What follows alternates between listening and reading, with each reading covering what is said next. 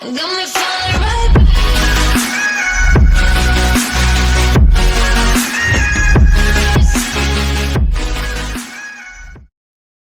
Hello guys, and welcome back.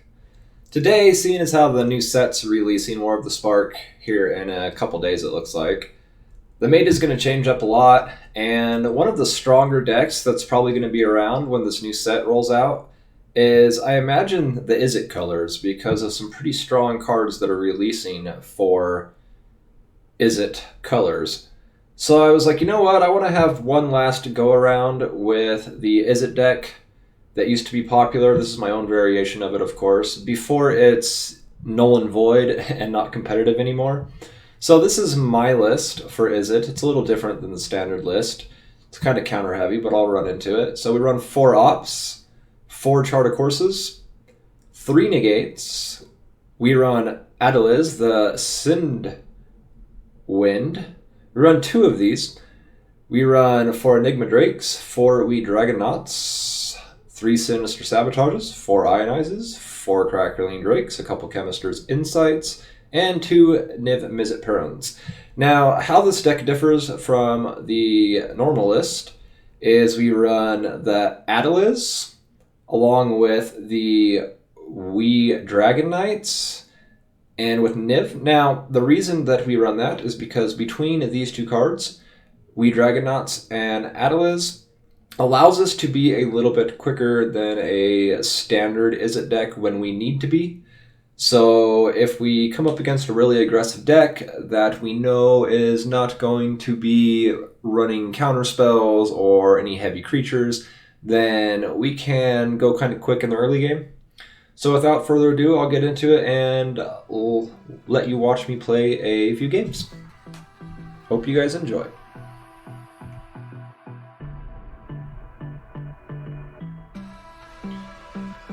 So we've got a Negate and an Ionize in the starting hand, so not too bad. Opponent plays an Opt, maybe he is a mirror match, we don't know yet. Now we're thinking he's probably control. So we have a few options here. Go ahead and drop the Wee Dragonaut, so that if we...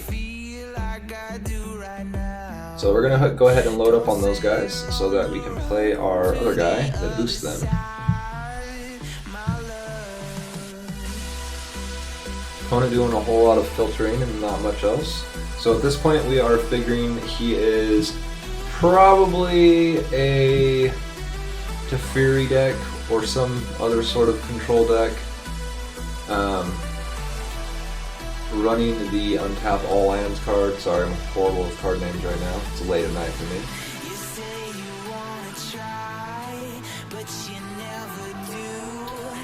We're just gonna keep our negate open.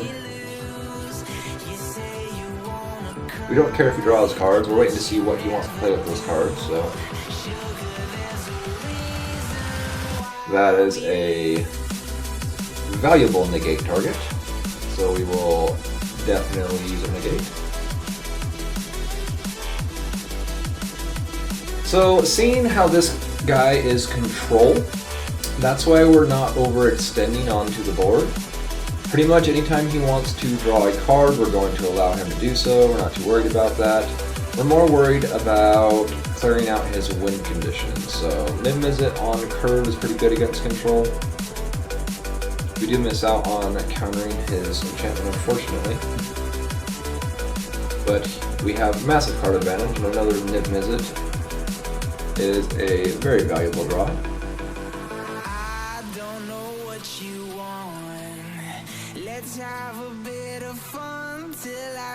No need to attack with Niv-Mizzet. Probably flash in a blocker or something.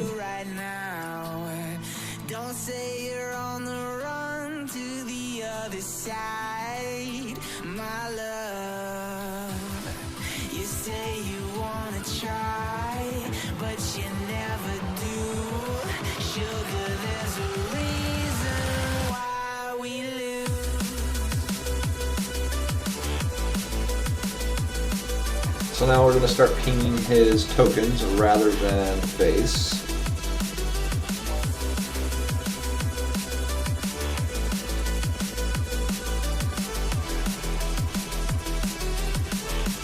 Deck plays pretty simple.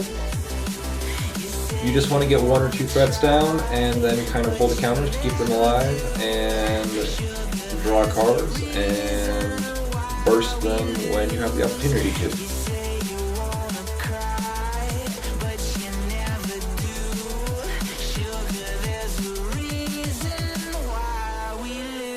So having the Sinister Sabotage open was very important for countering the Settle. We don't need any more creatures right now, so we will throw that one back.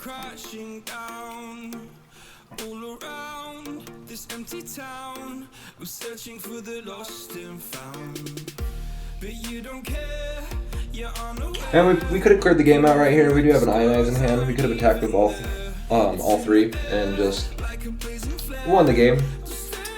But kind of wanted to just ping him a couple more times and kill him with an Ionize or something. So I was kind of being a little shiesty, I guess.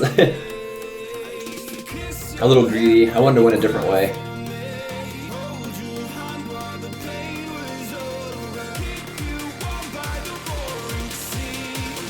And Niv-Mizzet will clean the game out.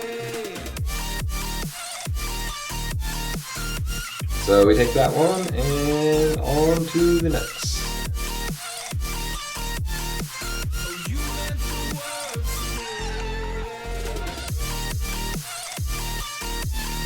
That's not bad. This deck runs way more 3-drops than it should, but it's more of a get the card down and then stabilize. Get a creature down and then stabilize with counter spells and draw and just keep 1 or 2 creatures down. So we're not too worried about only having a 3-drop in our starting hand. So the Thief of Sanity means that we will have to keep our Enigma Drake open to block. And we also need to be able to counter any removal spell he may cast on the Enigma Drake. So we have to keep counter open every turn for now. Until we at least have 1 more creature on the board. So we'll discard the land, because we do not need another one at this point.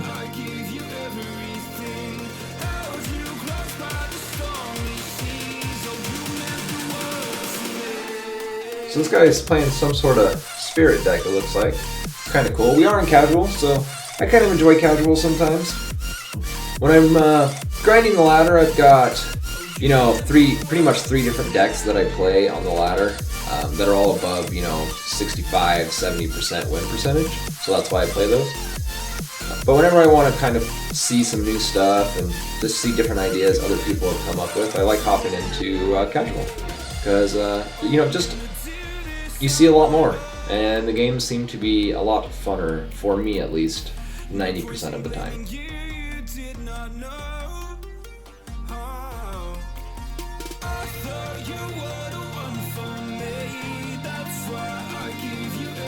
So with the next set coming in, War of the Spark, I think blue and red is going to get very strong. There was a lot of very strong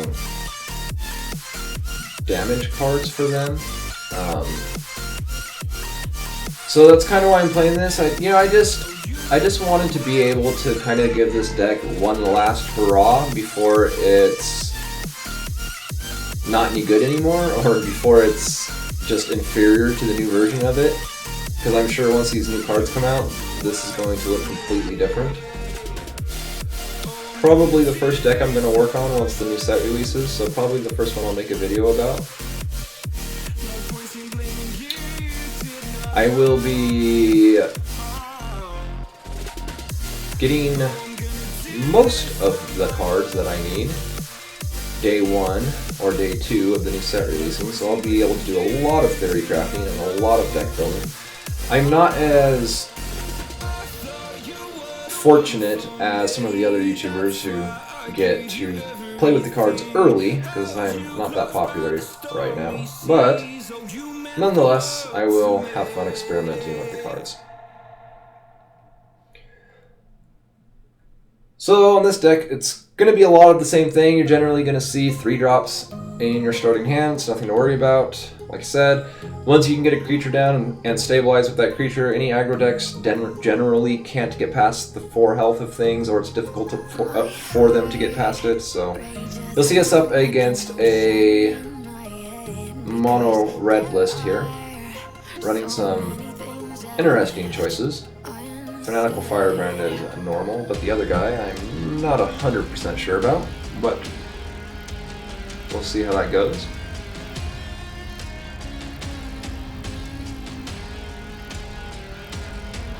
Get a blocker down.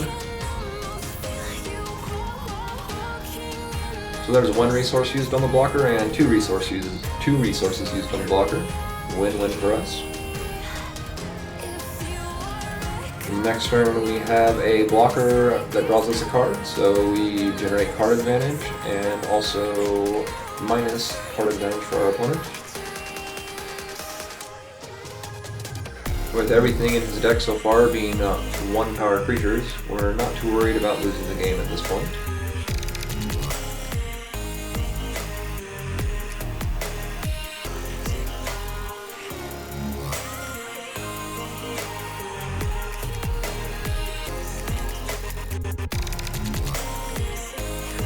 So Niv-Mizzet is the obvious play right here, because everything he has on the board is 1 health.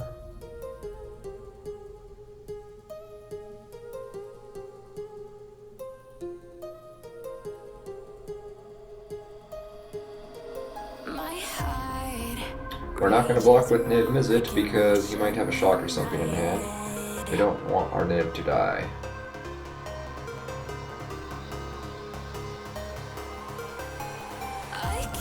So our opponent knows the game is over at this point, though he continues to play. That's fine. We'll keep our 2 Enigma Drakes open just in case, or Crackling Drakes open, just in case he has a haste creature in hand and draws another haste creature.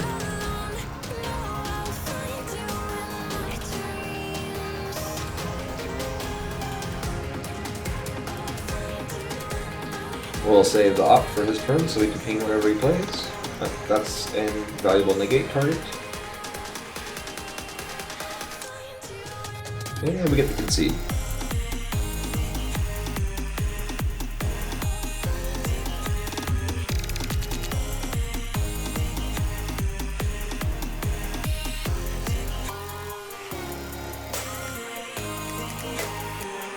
So opt chart a course, and litany of 3-drops is looking pretty good, but we don't have land. We should have mulliganed, but again, it's casual. I just kind of went with whatever I went with. I saw I had 1 land, and I'm just like, yeah, whatever. It's my last day with this deck, so we will chart a course here so that we can try to draw into some more lands. We don't draw into any more lands, so it's a good thing we played that to try to filter lower into our deck, because 2 more draws without lands probably would have cost us this game.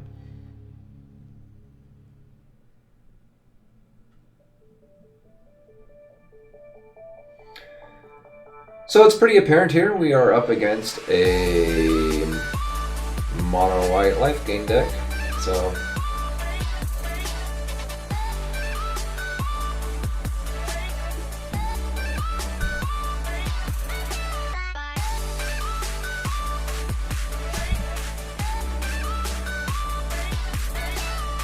we're not too worried about the 2 damage coming in right now. What we're more worried about is his Adeliz Pridemate coming out. So, oh, Divine Visitation is worthy of a counter.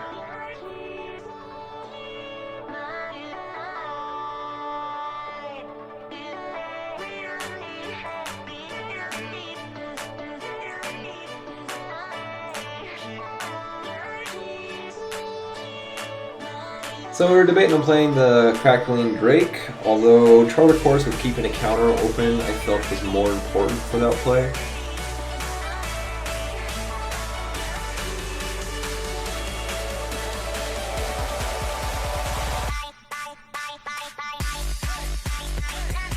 Tithe Taker is probably a no-no, so we need to get rid of it. So it is a good thing we did not play the Crackling Drake last turn.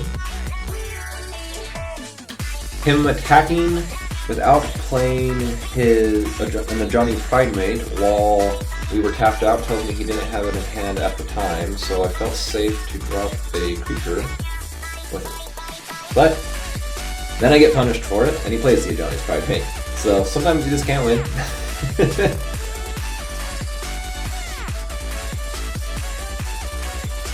So now we're going to be battling a very, very large Ajani's Pridemate.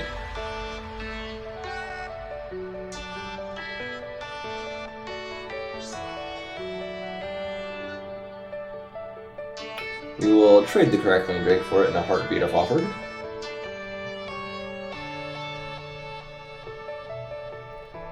So the obvious choice is to block.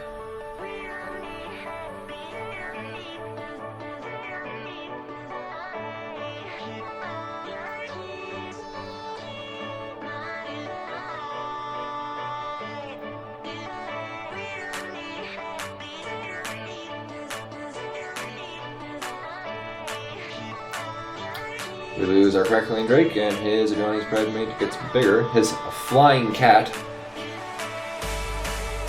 So we'll throw another blocker out. We'll just keep playing this game until he runs out of combat tricks. But now we have a Negate open, so a combat trick will not help him. Fortunately, we have to double block to kill it. Obviously, he's going to take Niv-Mizzet. That's fine, we have significant card advantage at this point.